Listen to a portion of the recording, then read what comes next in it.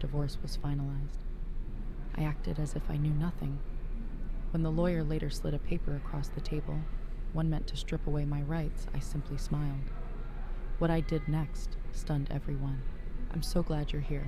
Stay with me until the end and drop a comment with the city you're watching from, so I can see how far this story travels.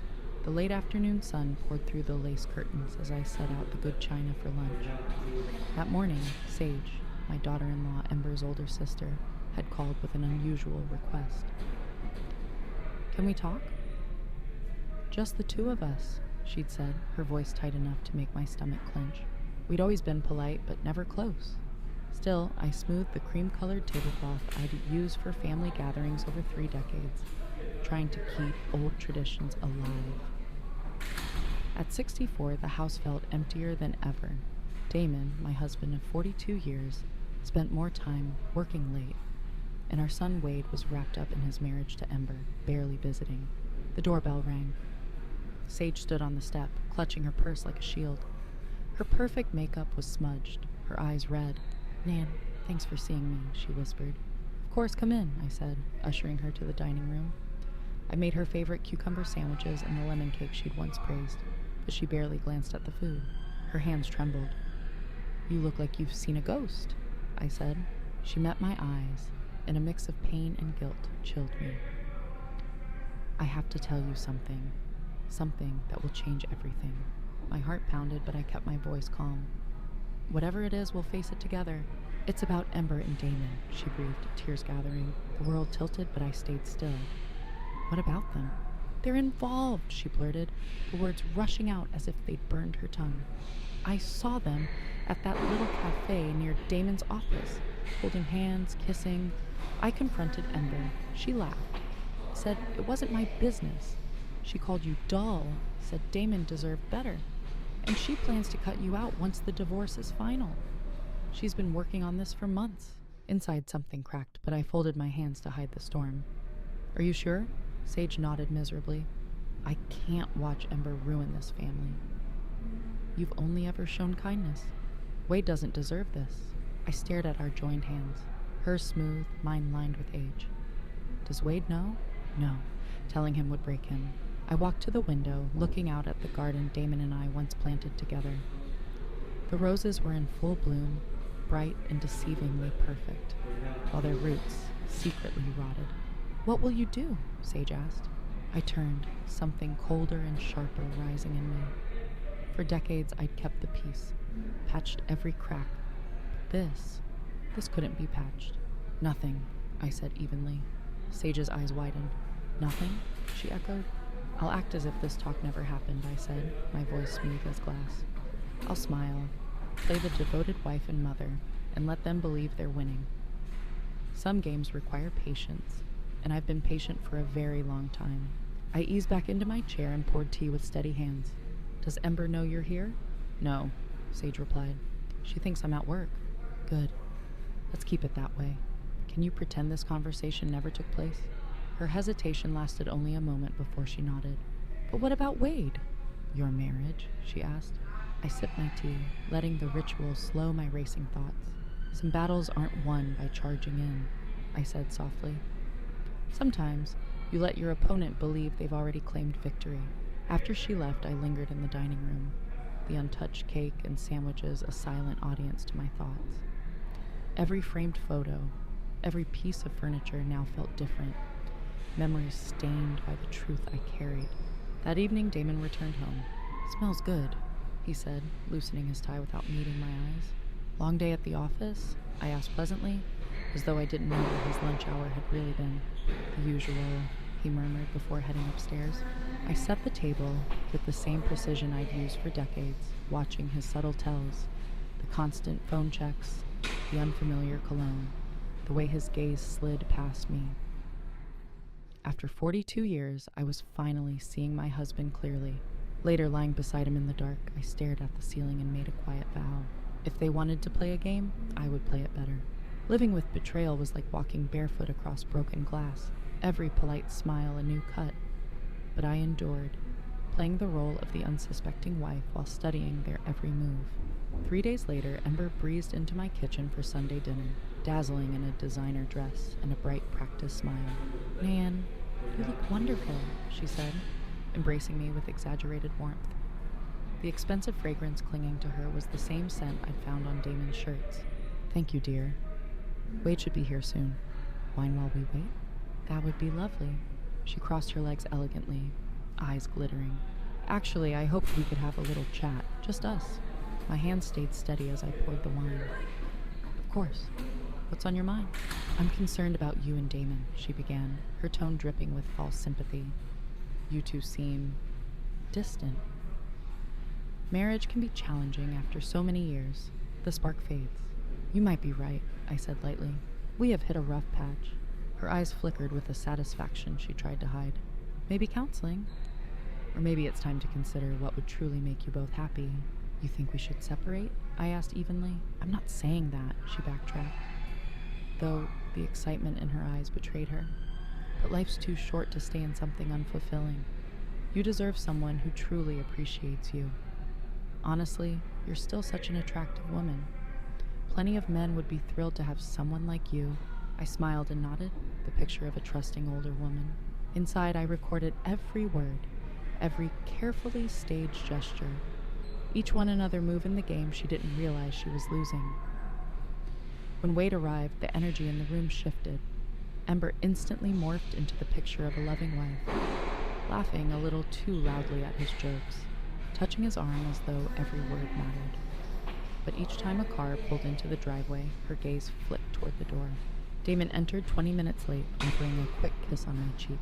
"Crisis at the Matthews account," he said smoothly as he took his seat. "No problem at all," Wade replied. "We were just talking about our upcoming trip." "Where to?" Damon asked, his attention suddenly sharp. "We haven't decided," Ember said, her voice soft and almost breathless. "Maybe somewhere warm, a place to escape from everything." The way she lingered on the word escape sent a chill through me. I kept my smile in place and sliced the roast beef with steady hands. "That sounds wonderful," I said lightly. "You two deserve a break." After dinner, Wade joined me in the kitchen to clear the dishes. Ember and Damon remained at the table, their conversation low and intimate.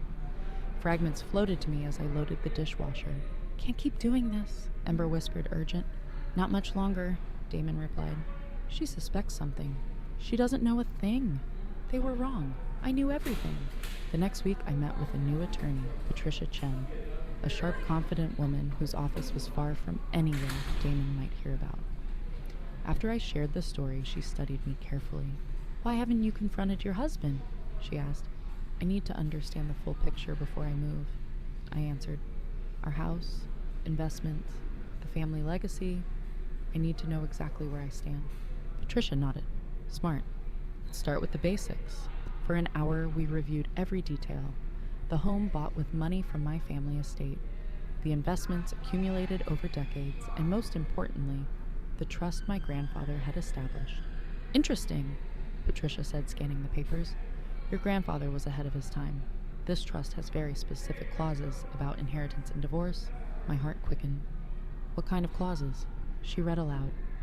"If a marriage ends because of infidelity, the innocent spouse retains full rights to all trust properties. The guilty party forfeits any claim." Hope stirred for the first time in weeks. "So if I prove the affair, you keep the house and every property tied to the trust," Patricia confirmed. "And from what you've told me, your husband has no idea these protections exist. He's assuming a standard 50-50 split." I left her office lighter than I had felt in months. Damon and Ember thought they were playing chess, but they didn't even know all the pieces on the board. That night, Damon tried to maintain his mask. He complimented dinner with forced enthusiasm, asked about my day with rehearsed interest, kissed my forehead goodnight with lips I knew had touched another. But the cracks showed, the subtle guilt beneath his practiced charm. As we prepared for bed, I spoke casually. "I've been thinking about something Ember mentioned about our marriage," I said. His back stiffened as he hung his shirt. "What about it?" "Maybe she's right," I said, keeping my voice even. "Maybe we should consider our options." He turned, and in that fleeting moment, I caught a flash in his eyes, something that looked suspiciously like relief. "Excitement?" Damon asked, masking it with a solemn look. Are you saying you want a divorce? I gave a small shrug as if the thought didn't splinter my heart. I'm saying maybe it's time we both looked for happiness, wherever that leads. He nodded slowly, pretending to weigh my words, while the corners of his mouth almost betrayed a smile. If that's what you want, Nan, I only want you to be happy. Liar. But I smiled back, keeping my part in this carefully staged play. Yes, I said softly, I want us both to be happy. That night, as Damon slept beside me, I stared at the ceiling and pictured Ember's triumphant smile, the designer dresses, the expensive perfume she wore to family dinners. I remembered the way she rested her hand on my son's shoulder while planning her private escape with his father. They thought they had already won. They had no idea the game was only beginning. The law offices of Peyton and Associates occupied the top floor of a gleaming downtown tower. Marble floors, mahogany walls, every inch designed to intimidate. I waited in the reception area with my hands calmly folded while Damon paced by the window, checking his phone every few seconds. He'd been restless all morning, snapping at me over breakfast and muttering about getting this over with. Ember insisted on coming to support Wade through this difficult time, or so she said. She now sat beside my son, her manicured hand resting possessively on his thigh, while she whispered reassurance. Wade looked pale, still believing this divorce was a mutual, civil decision, a quiet end to a long marriage. If only he knew. Mrs. Morrison, Mr. Morrison, a tall, silver-haired man in a tailored suit approached with an easy confidence. I'm Richard Peyton. Thank you for coming in. Damon had chosen Peyton himself, calling him the best divorce attorney in the city. My own quiet research had revealed that Peyton was also a close friend from Damon's country club circle, an important detail Damon hadn't mentioned. We were led into a conference room dominated by a massive table and leather chairs. Peyton took the head seat, spreading documents across the polished surface with practiced efficiency. Damon sat to his right. I positioned myself directly across. Wade and Ember stayed at the far end, close enough to watch, far enough to pretend they weren't involved. Before we begin, Peyton said smoothly, I want to be sure everyone understands this is intended as an amicable resolution. Both parties have expressed a wish to handle this matter with dignity and fairness. I inclined my head graciously. Of course. That's what we both want. Out of the corner of my eye, I caught Damon's flicker of surprise. He'd expected tears or outrage, not calm cooperation. Excellent, Fabry, sure, Peyton continued. Let's review the proposed settlement. He slid a thick folder across the table. We've divided the marital assets equitably, considering the length of the marriage and each party's contributions. I opened the folder, keeping my expression neutral, even as the words ignited a slow burn inside me. According to Peyton's proposal, I would receive the small downtown condo we'd bought as an investment years ago, half of our joint savings, and a modest monthly stipend. Damon would keep the family home, the business, the vacation properties, and the majority of our investment. This seems rather one-sided, I said evenly, not looking up. Peyton cleared his throat. I understand your concern, Mrs. Morrison, but we must consider the reality. Your husband has been the primary income earner. The business requires stable leadership. The house carries significant maintenance costs that could be difficult on a reduced income. Translation, they thought I was too old, too dependent, too naive to fight. There are also complications regarding the house itself, Peyton added, his tone growing almost patronizing. Irregularities in the original deed and trust documentation. Until those are resolved, it would be prudent to keep the property in Mr. Morrison's name to avoid legal entanglements. I nearly laughed at the audacity. They were trying to take my family home with a manufactured excuse. Across the table, Ember sat a little straighter, no doubt already imagining how she'd redecorate the master bedroom. I see, I said quietly. And these irregularities, when do you expect them to be resolved? Peyton waved a dismissive hand. These matters can take years. Generational transfers, trust modifications, it's complex. Best for everyone to keep things simple. Damon leaned forward, his voice adopting the patient tone he used for business briefings. Nan, I know this isn't easy, but Peyton knows what he's talking about. I met Damon's gaze and smiled faintly, as though I were considering their plan. Inside, I was already 3 moves ahead. This way you won't have to worry about taxes or maintenance. Peyton said smoothly. The condo will be perfect for you. Much more manageable. Manageable. As if I were a child who needed guidance. I glanced around the table, memorizing every face. Peyton, smug, convinced his polished legalese had boxed me in. Damon, trying to look sympathetic while barely hiding the spark of triumph. Ember, eyes gleaming as she pictured herself mistress of my family home. Wade, my sweet boy, uneasy but trusting that his parents were being fair. Well, I said, snapping the folder shut. You've certainly thought of everything. Peyton smiled, certain he'd won. We've tried to be thorough. Of course, you're welcome to have another attorney review the papers, but everything here is standard for a case like this. A case like this.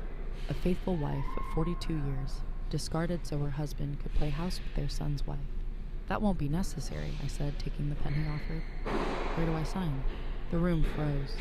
Even Ember blinked in surprise. Are you sure, Mom? Wade asked softly.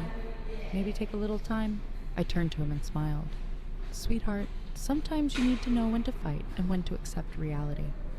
Your father and I have had a good run. It's time for new chapters. Damon frowned, clearly unsettled by my easy surrender. He'd armed himself for a battle and now had nowhere to swing. The signature goes here, Peyton prompted, pointing to the bottom of the page. I signed with calm, deliberate strokes. Nain Elizabeth Morrison, the same name I'd written on a marriage license 42 years earlier, back when I believed in forever. There, I said, setting down the pen and meeting Damon's eyes. I hope this gives you everything you're looking for. Something flickered across his face. Guilt, maybe, but it vanished as quickly as it came. Ember's voice bubbled with barely contained glee. I'm so proud of how maturely you're both handling this. Putting family first takes real strength. Family first. Spoken by the woman sharing secret nights with her father-in-law. Thank you, dear, I replied warmly. That means so much coming from you. Peyton gathered the documents with obvious satisfaction. I'll file these with the court tomorrow. The divorce should be finalized within 60 days. 60 days until Damon believed he'd be free to marry Wade's wife. 60 days until Ember thought she'd be decorating my family home. 60 days until they learned some games have rules they can't see. Outside, Wade hugged me tight, eyes bright with unspoken worry. Mom, are you okay? You seem so calm. I patted his cheek, seeing in him the man Damon used to be. I'm fine, sweetheart. Everything will work out exactly as it should. Ember slipped an arm around his waist, her voice sweet and false. Your mother is incredibly strong. She'll be happier now. I'm sure I will be, I said, meeting her triumphant gaze with a serene smile. I'm sure we all will. As they walked away, Ember chattered about helping me pack, about finding a nice community for someone my age, about how much simpler life would be.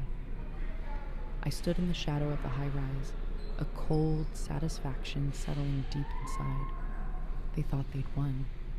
They thought they'd outsmarted the naive old woman who had spent decades caring for everyone else. They had no idea. Some property doesn't belong to husbands or wives. It belongs to bloodlines that stretch back generations. I walked to my car with steady steps, already planning my next call to Patricia Chen. There were documents to finalize, a few more chess moves to make. The real show was just beginning. 2 weeks later, while tending the roses, I heard tires crunch on gravel. Wade's car eased into the driveway. He stayed behind the wheel for a long moment, gripping it as if it were the only thing holding him together. When he finally stepped out, his shirt was rumpled, his hair unkempt, his face drawn with grief. Something had shattered, and I knew the game was turning exactly my way. It was his eyes that broke my heart, hollow, devastated, as if his entire world had collapsed. Wade? I dropped my gardening shears and hurried toward him. Sweetheart, what's wrong? He opened his mouth, closed it again, and then his face crumpled. He sank onto the front steps like a marionette with cut strings. She's been lying to me, he whispered, voice raw. All this time, she's been lying. I sat beside him, letting the silence hold us. Part of me longed to pull him into my arms and promise everything would be okay.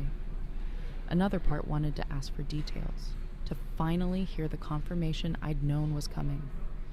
Instead, I waited. I found messages, he said at last, staring at his hands. Hundreds of them, between Ember and Dad. They've been planning this for months. My heart ached, but I kept my voice calm.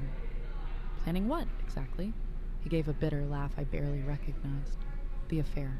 The divorce. They thought they were brilliant, waiting until after you signed the papers to run off together. Ember was bragging to someone about how easy it was to manipulate both of you. Even expecting the truth, hearing it from my son felt like a physical blow. How did you find out? I asked quietly. Sage called me, Wade said, gratitude and grief thick in his voice. She told me where to look. I thought she was crazy, but I checked Ember's phone while she showered. His voice trailed off, the rest too painful to speak. I could imagine the messages, the excitement, the plans, the cruel laughter. Sage tried to warn her, Wade continued, begged Ember to stop. But Ember just laughed, said she'd worked too hard to get close to our family's money. Money, always money. Where is Ember now? I asked. I confronted her this morning. Showed her the messages. He wiped his eyes. She didn't deny anything. She just shrugged and said I was naive to think she ever loved me. Said Dad could give her things I never could. The casual cruelty stole my breath. Years of marriage dismissed like nothing. I threw her out, Wade said, his voice gaining strength. Gave her an hour to pack. She laughed.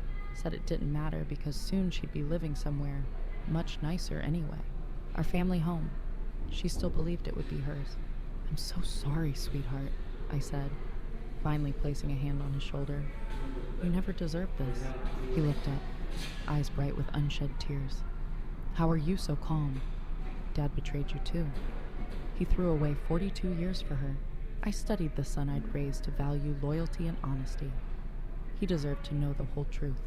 There's something I need to tell you, I said, about the divorce, about what really happened. For the next hour, I told him everything. Sage's warning, my quiet weeks of observation, my meetings with attorney Patricia Chen, and the hidden trust provisions Damon and Ember had never known existed.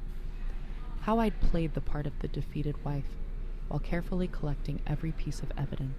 You knew, Wade whispered when I finished. All this time, you knew. I knew, I confirmed. And I let them think they'd won. Because sometimes the best strategy is to let your opponents reveal themselves before you move. He stared at me as if seeing me for the first time. Mom, I had no idea you were so strategic. I gave a small, sad smile. 42 years of marriage teaches you when to fight and when to wait for the right moment. So what happens now, when Dad finds out about the trust? That's up to him and Ember, I said, brushing soil from my gardening gloves. They made their choices. Now they live with the consequences. Wade stood steadier now. What about us? I know Ember was my wife, but I can't just pretend none of this happened. You don't have to pretend anything, I assured him. You're the innocent one.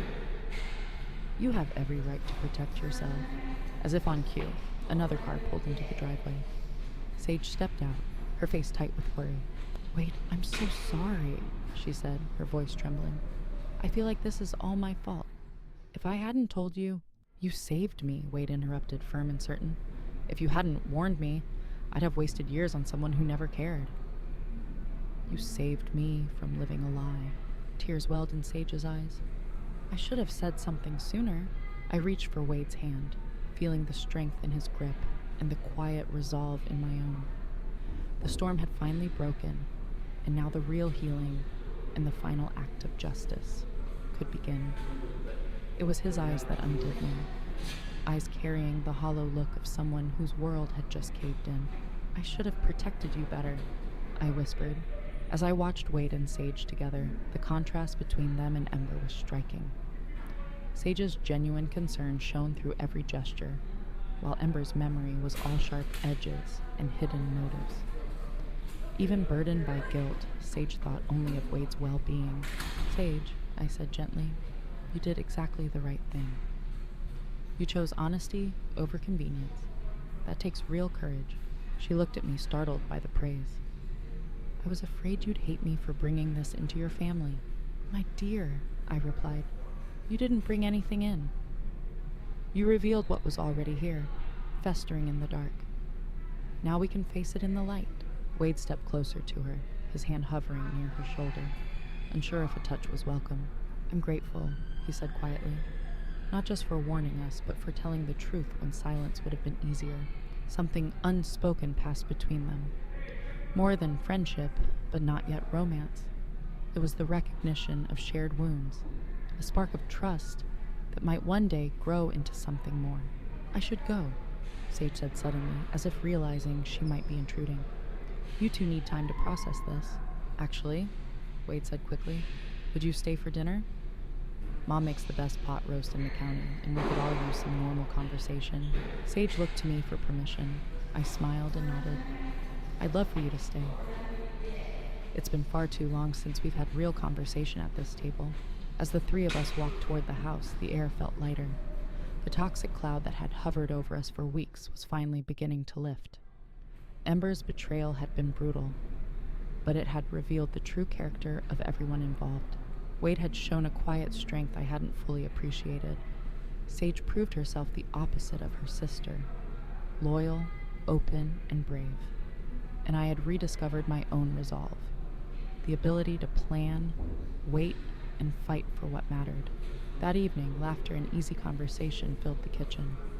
I watched Wade and Sage trade stories, a subtle warmth between them that felt healing. They had both been deceived, yet neither let that betrayal define them. As we cleared the dishes, Sage said softly, Ember always told me I was too trusting. She said nice people finish last. Wade paused, studying her face. I used to think being decent was enough, that if you treated people well, they'd do the same. But now, he glanced at Sage, then back at me. Now I know you can stay kind without being naive. You trust those who prove they deserve it. Later, Wade walked Sage to her car. Through the kitchen window, I watched them talk quietly in the driveway. Their words private, but their connection unmistakable. When he came back inside, his expression had changed. Calmer, more certain. She's remarkable, he said simply. Yes, I agreed. Very different from her sister. He nodded thoughtfully. You once said to let people show you who they really are. Ember did that. I just refused to see it. But Sage, she's been showing me too. I nearly missed it because I was focused on the wrong person. The heart heals, Wade, I told him. And when it does, it sees more clearly than before. That night, as I prepared for bed in the house that would soon be mine again, I reflected on the strange turns of fate. Ember's betrayal had stripped away illusions and revealed what truly mattered. Family built on truth, not appearances. Tomorrow I would call Patricia Chen to begin the final phase of my plan. That evening, for the first time in months, I felt something I thought I'd lost. Hope. 2 months later, on a quiet Tuesday morning, exactly 63 days after I'd signed those divorce papers, I sipped coffee on the back porch while the sunrise painted the sky gold and rose. That's when the phone rang. The real ending to this story was about to begin. Damon's name flashed across my screen. For the first time in months, I felt genuine amusement as I answered. Hello, Damon. What have you done? His voice was raw with panic, all pretense gone. I took a slow sip of coffee. Good morning to you, too. I'm fine. Thanks for asking. The weather's lovely. Don't play games, man. My lawyer just called. There's a problem with the house. Some kind of trust nobody mentioned. Oh, that. I kept my tone light. Yes, I imagine that came as a surprise. Silence. Then a lower, more dangerous voice. You knew. You knew about this trust the whole time. Of course I knew. It's my family's trust, Damon. My grandfather set it up to protect our property from exactly this sort of situation. This situation? We're getting divorced. Now that's normal, name. People get divorced every day. I walked to the porch railing, looking out at the garden my grandmother planted and I'd tended for 40 years. You're right. People do get divorced every day. They don't usually do it after betraying their spouse with their own daughter-in-law while plotting to take her family home. A sharp intake of breath. For weeks I'd played the wounded wife. Now he was hearing from the woman who had quietly prepared for this moment. How long have you known? He finally asked. Long enough, I said. Long enough to document everything. Long enough to watch you and Ember plan your little future in a house that was never yours. Our house, he said automatically, but the conviction was gone. No, Damon. Never our house. The deed has always been held in trust. You lived here as my husband, but you never owned a single brick. And now, with an affair on record, you've forfeited any claim. Another long silence. Then a voice stripped of confidence. Where am I supposed to go? Question almost stirred pity. Almost. I'm sure you and Ember will figure something out. You're both clever. Name, please. Can't we work something out? I know I made mistakes. Mistakes are forgetting an anniversary or missing the milk. I cut in, my voice suddenly sharp. You chose betrayal. You chose to seduce our son's wife and plan to steal my inheritance. Those aren't mistakes, Damon. That's who you decided to become. A woman's voice shrieked faintly in the background, Ember demanding answers. I have to go, Damon said, defeated. But this isn't over. Yes, it is, I replied calmly. It's been over for a long time. You just didn't realize it. I ended the call and finished my coffee in peaceful silence. The phone rang again, Damon's number, then an unknown one that had to be Ember. I ignored them both. I had nothing more to say. An hour later, Wade's car crunched up the driveway. He climbed the porch steps with quiet determination, Sage beside him holding a manila folder. Over the past weeks, they'd grown inseparable, bound by shared betrayal. Mom, we need to talk, Wade said. Of course. Come sit. They settled across from me, their closeness unmistakable. Sage has been helping me go through Ember's things, Wade began. We found documents you need to see. Sage opened the folder and drew out a stack of papers. These were hidden in a lockbox in Ember's closet, she said. I think they show just how long this was planned. The first sheet was a copy of my grandfather's will, covered in Ember's handwriting. Notes about property values and inheritance laws. The second was a timeline, meticulously detailed. The planned seduction, the timing of the divorce, the exact date they expected to take possession of the house. The third document made my blood run cold. It was a life insurance policy on me, taken out 6 months earlier, with Ember listed as the sole beneficiary. She forged your signature, Sage said quietly. I checked with the company. They have no record of you ever authorizing it. Wade's face went pale with fury. She wasn't just planning to steal from you, Mom. She was planning to... His voice broke. I stared at the policy, a chill settling over me. The woman I'd welcomed like a daughter had been plotting not just financial ruin, but something far darker. There's more, Sage said, pulling out a printed email. This is from a private investigator Ember hired, Sage explained, sliding a report across the table. She's been researching your family's assets for months, looking for loopholes. The report was chilling. Detailed notes on the trust, my daily routines, medical history, even the names of neighbors and close friends. Ember had studied me like a predator tracks its prey. Wade, I said evenly, despite the knot in my chest.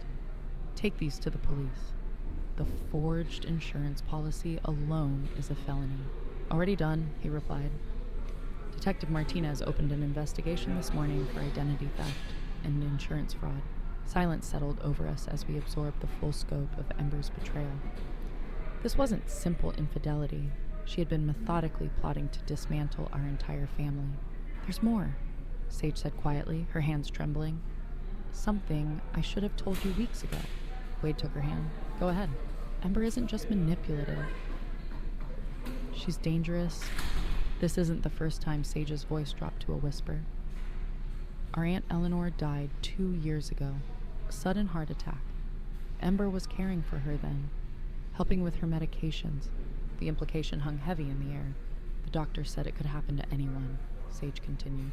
Eleanor did have a heart condition, but afterward, Ember inherited her house and savings. She wasn't grief-stricken. She was satisfied. Did you tell the police? I asked. Sage nodded. Detective Martinez is reviewing Eleanor's death as well. He said they may request an exhumation if evidence warrants it. The crunch of tires on gravel cut through the tense silence. Through the trees, Damon's Mercedes appeared, a moving truck right behind. Ember emerged like a storm, her flawless facade cracked, revealing the fury beneath. That's my cue to step inside, I said calmly. Wade, Sage, would you handle this? I might say something I'll regret. From the living room window, I watched the confrontation unfold. Ember was already shouting, her face twisted in rage as she pointed toward the house. Damon stood slumped beside the truck, shoulders heavy with defeat. 2 movers hovered, unsure whether to unload. You're not welcome here, Wade said, his voice steady and firm. Neither of you. This is my house, Ember screamed. We signed papers. It's ours. No, Sage said, stepping beside Wade. It never was, and it never will be. The look Ember shot her sister was pure venom. You did this. You poisoned them against me. You're jealous because I found a way out of our pathetic family, and you're still nobody. I'd rather be nobody than be you, Sage answered quietly. Ember lunged as if to strike her sister, but Wade moved between them, his presence enough to stop her. Leave, Wade commanded, his voice carrying a new authority. Both of you. 5 minutes, or I call the police. Damon finally spoke, his tone weary. Come on, Ember. It's over, but Ember wasn't ready to concede. She spun toward the house, spotting me at the window, eyes wild. This isn't over, she shrieked. You think you're clever, but I know things about this family. Secrets that could destroy you all. I slid the window open just enough for my words to carry. The only secrets ending today are yours. Detective Martinez is very interested in your connection to Aunt Eleanor. The color drained from Ember's face so quickly I thought she might collapse. Damon seized her arm and pulled her toward the truck. We're leaving, he called, urgency replacing defiance. Right now. The moving truck rumbled down the driveway, Damon's Mercedes close behind. As the sound faded, I felt something loosen in my chest. The intruders who had tried to steal my legacy, and perhaps far worse, were finally gone. Wade and Sage returned inside, both looking exhausted but resolute.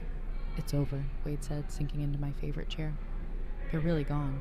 The house part is over, I corrected gently. But Ember still faces the law. Forgery, fraud, and whatever else the investigation uncovers. Justice may move slowly, but it moves. Sage curled up on the couch, looking younger and more vulnerable than her 30 years.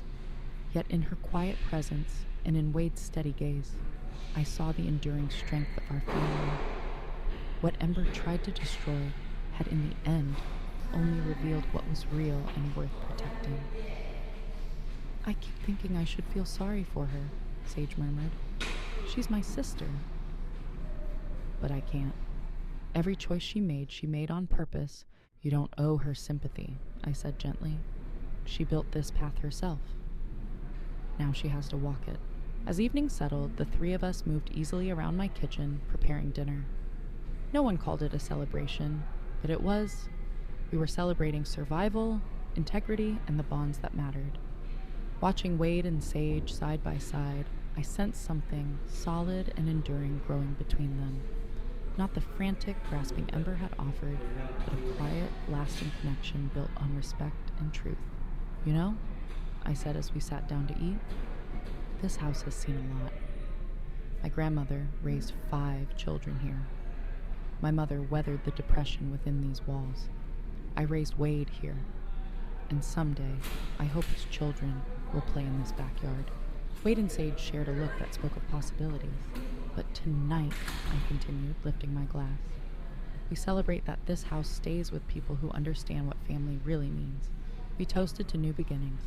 Damon and Ember had tried to destroy everything I held dear, but in the end, they only revealed what was truly precious. 6 months later, I stood in the same kitchen preparing Thanksgiving dinner.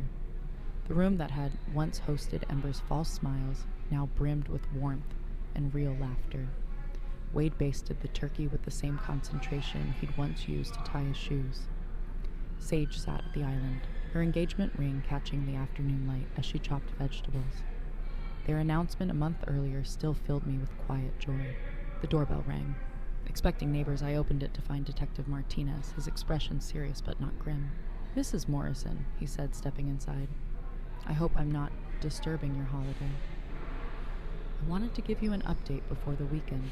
Wade and Sage joined us, their faces tense. Ember Holbrook has been formally charged with insurance fraud, identity theft, and conspiracy to commit fraud, Martinez reported. The district attorney is confident about convictions on all counts. And Eleanor, Sage asked softly. Martinez's tone grew heavier. The exhumation revealed high levels of digitalis, consistent with intentional poisoning. We're building a first-degree murder case. Ember's fingerprints were on the medicine bottles, and we found extensive online research linking her to the toxin. Sage pressed a hand to her mouth. She really killed her. There's no evidence your father-in-law was involved in that death, Martinez added. But he's charged as an accessory in the fraud. His cooperation will likely reduce his sentence. After Martinez left, we sat quietly, absorbing the weight of justice finally arriving. Eleanor was still gone. My marriage of 42 years was still shattered. Some losses can't be undone. Are you okay, Mom? Wade asked. I considered carefully. Relieved, I said at last. Relieved Ember can't hurt anyone else. Relieved Eleanor will have justice. And grateful we've kept our integrity. Sage reached across and squeezed my hand. I keep thinking about the what-ifs. What if I hadn't told you? What if you hadn't known about the trust? But she didn't succeed, Wade said firmly. And we're stronger because of it. He was right. The past half year had tested us beyond anything I'd imagined, but we'd emerged more connected, more honest, more aware of what truly matters. Soon the Hendersons arrived, followed by Patricia Chen and her husband, both now dear friends. The dining room filled with easy conversation and genuine laughter, the kind of warmth that can't be faked or bought. As everyone settled around the table, I stood, raising my glass. This year, I began, has been one of the hardest of my life. Yet tonight I'm surrounded by true family. People who care without agenda, who choose loyalty and love over greed. That is the greatest wealth anyone can have. The room grew quiet, then filled with the gentle clinking of glasses and the sound of a home reclaimed, stronger, brighter, and finally at peace. I lost a marriage I believed would last forever, I said, letting my gaze travel around the table. I discovered that someone I loved was capable of unthinkable betrayal. When I learned that my family was under attack from within, I paused, meeting each set of eyes. But I also learned that I'm stronger than I ever imagined. I learned that my son is a man of integrity who chooses love over revenge. And I learned that the greatest gifts can arrive disguised as losses. I turned to Sage, this woman who had chosen truth over silence. I learned that family isn't just about blood. It's about the people who stand beside you when the world tries to tear you down. People who choose honesty over convenience, loyalty over self-interest. Wade rose and lifted his glass. To Mom, who showed us that grace under pressure is more than a phrase. It's a way of life. To Nan, Patricia added, who proved that patience and planning can outwit any adversary. To new beginnings, Sage said softly. And to the families we choose as much as the ones we're born into. Glasses touched. In that quiet clink, I felt a deep, satisfying completion. Not because life was ending. Wade and Sage would marry in the spring. Grandchildren would come. New joys and challenges would unfold. But because I finally knew who I was, beyond anyone's wife or mother. I was Nain Morrison, keeper of my family's legacy, survivor of betrayal, architect of my own future. Later, after guests departed, Patricia pulled me aside. Have you thought about the downtown condo? The one from the settlement? I have, I said with a small smile. I'm turning it into a refuge for women rebuilding after divorce. Nothing formal, just a quiet place where someone can stay while she plans her next chapter. Patricia nodded. How fitting. Ember probably thought that condo was a prize. She had no idea her greed was giving you a way to help others. When the house was silent again, I performed the same evening ritual I'd done for 40 years. Locking doors, turning off lights. But now it felt peaceful, secure.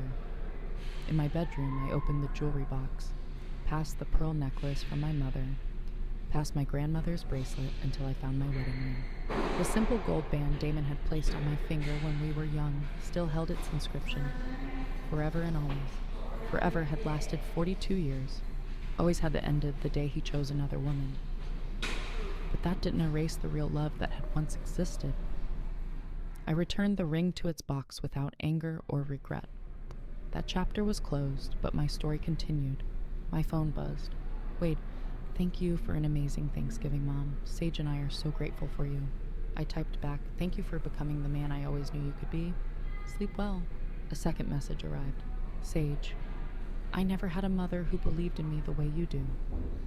Thank you for showing me real strength. Tears warmed my eyes. At 64, I was learning that life's greatest gifts often come in the second act. When you finally know your worth and refuse to settle for less. The old house creaked softly around me, a structure that had endured every storm and would endure many more.